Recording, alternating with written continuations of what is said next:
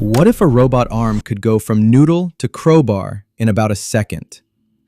Because most robots pick a side. They're either gentle enough to hold an egg or strong enough to bully your furniture. That's the real issue. Soft robots are safer around people because they bend and give way. But the second you want them to lift something heavy, open a stiff cabinet, or survive a sudden hit, being soft becomes a weakness. Rigid robots fix that, but then they're less forgiving. This paper looks at elephants for the answer. An elephant trunk can do both.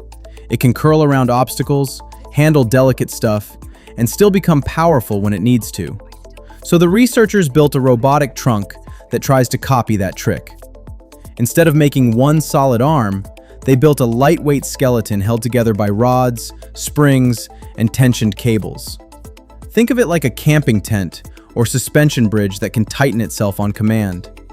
When the cables relax in the right way, the trunk stays softer and more bendy. When they pull against each other, the whole structure tightens up and gets much stiffer. And this isn't a tiny upgrade. The robot could change its stiffness by more than 20 times, switching from very soft to much more rigid at about once per second. In the demos, it bent around obstacles, lined up to pop a balloon, held objects ranging from an egg to an electric drill, and even protected an egg from a dropped bottle by stiffening in time. That's the part I love. This isn't just soft robot, but stronger. It's more like a robot arm with two personalities, careful when it needs finesse, locked in when it needs backbone. And the most interesting part might be the wheelchair setup.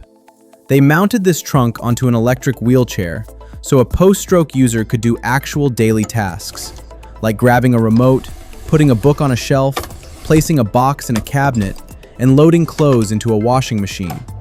That is way more exciting than a random lab demo because you can instantly see who this could help.